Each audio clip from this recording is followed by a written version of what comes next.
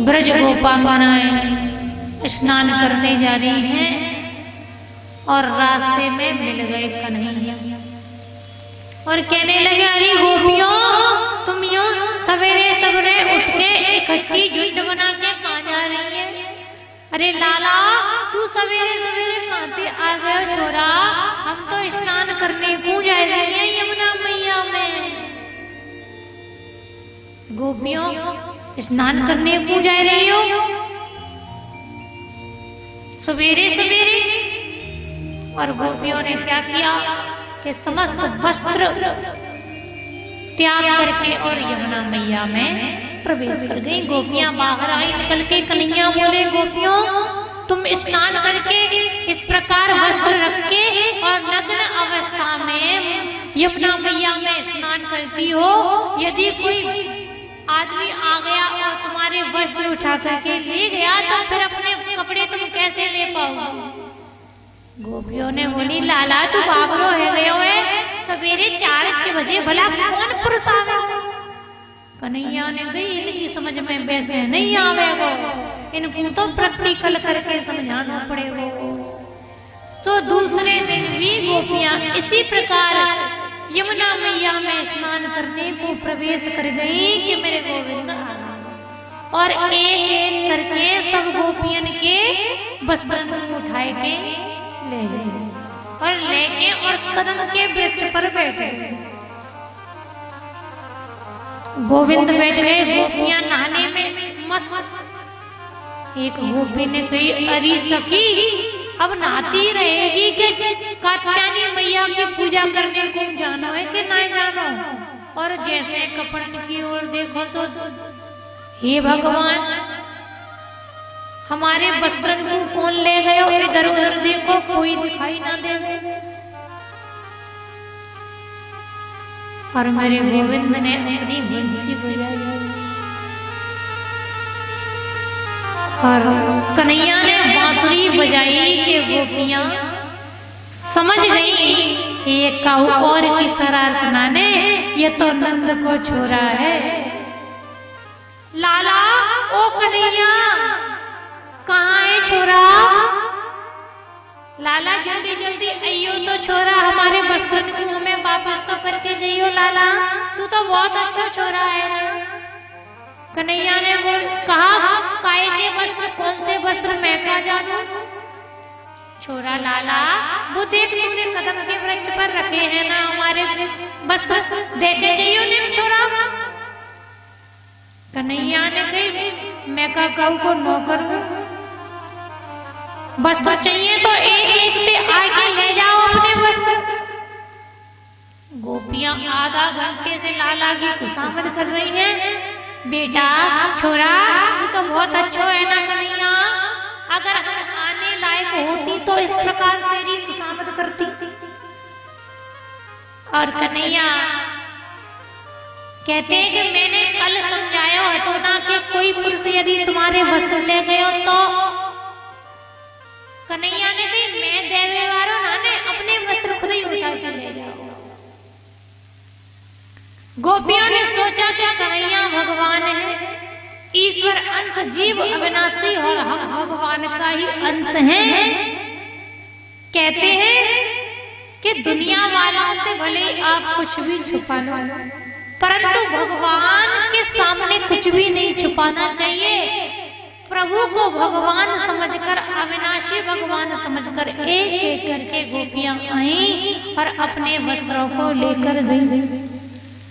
अनेक संतों ने यह भाव बहुत भगवान के प्रति आलोचना करी। बोले, कन्हैया, इस प्रकार स्त्रियों के वस्त्र चुराना ये किसी सज्जन पुरुष की हरकत नहीं है, ये बहुत गलत किया भगवान ने।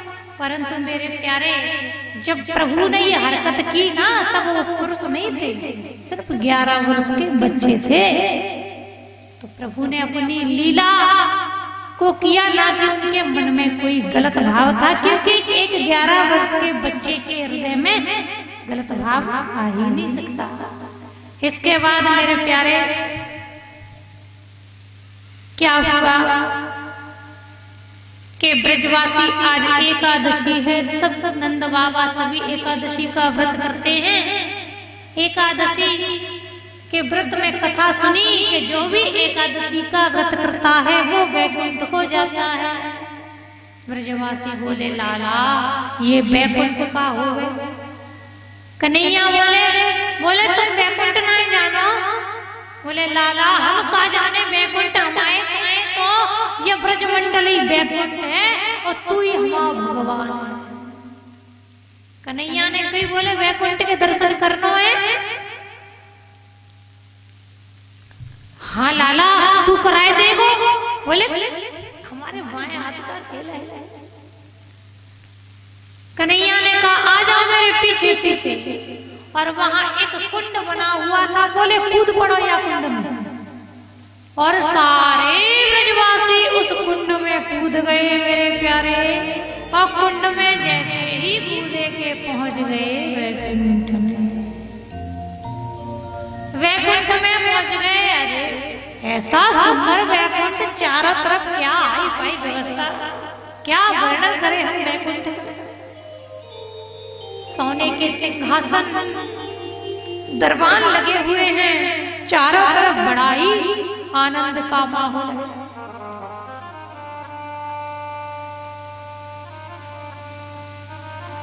मेरे प्यारे सभी ब्रजवासी देखते रह गए। लाला सही बात है तेरो वैकुंठ तो बड़ा जबरदस्त है। अब सब कन्हैया को देखे। कन्हैया कहाँ गए। अरे हमारा कन्हैया खोएगो। कन्हैया पता नहीं कहाँ गया। कन्हैया को कैसे ढूंढे हम। एक द्वारपाल जो था भगवान का उसके पास गए और कहा साहब राम राम। द्वारपाल ठीक है इतना कह दिया। ब्रजवासी बोले कहीं इनकी भाषा और हमारी भाषा में कोई अंतर होता है क्या। और जैसे ही और आगे गए तो क्या देखा। भगवान को ढूंढ रहे हैं कि हमारा कन्हैया कहाँ गया। हमें छोड़ के कहीं हो नहीं गए। तो सामने क्या देखा कि सिंहासन पर मेरे नारायण भगवान विराजमान। ब्रजवासी देख तो तारी के या छोरा की करामात हमें यहाँ छोड़ के और वहां सिंहासन पर जाके कैसे मस्ती से बैठे। ब्रजवासी बोले कन्हैया तेरे तो बड़े ठाट हैं। तेरी तो या वैकुंठ में जान में जान निकल पड़ी। हाँ कन्हैया के पास जाने लगे तो दरबारों ने रोक दिया। ठहरो कहाँ जा रहे हो। बोले वो बैठा है ना हमारा सखा कन्हैया हम तो बा के पास जा रहे हैं। द्वारपालों ने रोक दिया। क्या कह रहे हो ये कन्हैया ये तो हमारे महाराज नारायण है। ब्रजवासियों को बहुत बुरा लगा। हमारा कन्हैया हमारा सखा और हमें ही नहीं मिलने दियो। दुखी हो गए। बोले ऐसे वैकुंठ से तो हमारा ब्रजमंडली बढ़िया है। खूब तो हम अपने कन्हैया के संग खेलें खूब खाएं और कभी मौका पड़ जाए तो खूब लड़ें और फिर एक ही एक हो जाए। जब ऐसी कल्पना करी तो सारे ब्रजवासी 1 मिनट में सरोवर से कुंड से बाहर आए और ब्रजमंडल कन्हैया मिल गए। बोले देख लियो वैकुंठ। बोले लाला तेरा वैकुंठ वैसे तो बढ़िया है पर तेरे वैकुंठ में हमने जब तूते मिलवेगी कही तो द्वारपालों ने हमें घुसने ना दियो। कह दिए तो हमारे महाराज नारायण है। लाला ऐसे वैकुंठ से तो हमारा ब्रजमंडली अच्छा। इस प्रकार भगवान ने ब्रजवासियों को वैकुंठ का दर्शन करवाया। और आज मेरे गोविंद 4:30 बजे के टाइम गाय चरा करके लौट रहे हैं। ब्रजवासी सभी आनंद मग्न मेरे प्रभु की लीलाओं का आनंद ले रहे हैं। नित्य इसी प्रकार मेरे गोविंद गाय चराने जाते हैं। एक दिन क्या हुआ कि गायों को चराते चराते मेरे भगवान मेरे कन्हैया ज्यादा दूर निकल गए। कन्हैया को लगवे लगी भूख। सखाओं से कहा, अरे दारी क्यों, पेट में चूहे बिल्ली दौड़ रहे हैं, कछु खाए के ताए लेके आए हो के नाए? लाला आज तो कछु ना लाए, जल्दी जल्दी में। कन्हैया बोले, हमें तो बहुत तेज भूख लग रही है। सामने देखा तो क्या हुआ कि कुछ पंडित मिलकर के यज्ञ और हवन कर रहे थे, उनके मंत्रों की आवाज आ रही थी मेरे गोविंद के कानों में। अरे लाला वहां देख तो सामने ऐसा लग रहा है जैसे कछु हवन पूजा है रही है, सो हम तो वहीं जाके देखेंगे कि कछु खाने की सामग्री है क्या, और यदि होगी तो तेरे लाने लेके आ जाएंगे और खुद वहीं खा के आ जाएंगे। और ग्वाल गए जहां ब्राह्मण हवन कर रहे थे, हवन पर बैठे हुए थे। स्वाहा स्वाहा। ग्वालों ने जाकर के कहा कि महाराज हम कृष्ण बलराम के सखा हैं,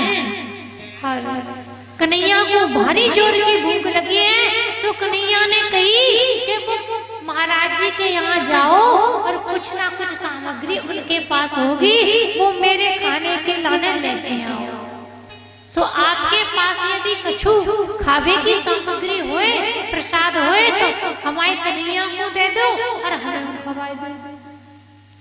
अब हवन पर बैठे हैं, मना कर नहीं पा रहे, बोल नहीं पा रहे हैं, उठ पा नहीं रहे हैं, और अभिमान के वशीभूत होकर के उन ब्राह्मणों ने जो हवन कर रहे थे कन्हैया के मित्रों को भगा दिया, और मन में सोच रहे हैं कि ग्वाले हैं, गवार हैं, हवन पूजा सामग्री कुछ जानते नहीं है विधि, आ गए मांगने के लिए, खाने के लिए, और भगा दिया। कन्हैया के पास भरोसा मोड़ो करके गए। कन्हैया ने पूछी, लाला कछु लेके आए? बोले हाँ, बहुत पोटली भर के लाए। सका जब ऐसे कहा तो कन्हैया बोले, ऐसे टेढ़ो टेढ़ो काय को बोल रहा हुआ मोते तू? बोले तेने खूब अच्छी जगह भेजो लाला, खाने को तो कछु मिलाना है, फटकार के भगाए दियो। कन्हैया ने कही तो मैंने तो तुम लोगों से ये थोड़ी कहा था कि ब्राह्मणों के पास जाओ, ब्राह्मणों की जो पत्नियां हैं, माताएं, उनके पास जाते तो कुछ मिलता।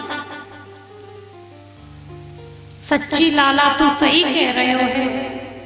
और दोबारा से सखा उन ऋषियों की, ब्राह्मणों की पत्नियों के पास पहुंचे और कहने लगे, मैया माताओं, कन्हैया भारी जोर से भूख लगी है, सो बाने खावे के लाने कछु लेवे के ताए हमें तुम्हारे पास भेजो है। उन माताओं ने तुरंत चूल्हा जलाया, भोग बनाया, और उन ग्वालों के साथ में जाकर के मेरे गोविंद को भोजन कराया। जब माताएं जा रही थी तो वह ब्राह्मण हवन कर रहे थे, मुंह से कुछ बोल नहीं पा रहे थे, मगर देख रहे थे कि ये ग्वाल फिर आ गए और हमारी पत्नियों को लेकर के कहां जा रहे हैं। मैया ने भी उनकी तरफ नहीं देखा, बोले डांट फटकार होगी, बाद में सहन कर लेंगे, अभी तो चलो गोविंद के पास। और पहुंच गए कन्हैया, पहुंच गई कन्हैया के पास, कन्हैया को भोजन करायो। और आज ये बात सिद्ध होती है मेरे प्यारे कि हवन पूजन शिक्षा दीक्षा इससे भगवान नहीं मिलते। भगवान तो मिलते हैं भावना से। एक बात याद आ गई कि इस दुनिया में भावना से भगवान मिलता है, पैसे से, वैभव से नहीं मिलता। ज्ञान से भी भगवान को प्राप्त नहीं किया जा सकता। गोपी ग्वाल कोई विद्वान शास्त्री नहीं थे, फिर भी भगवान उनको मिले। और जो कोटि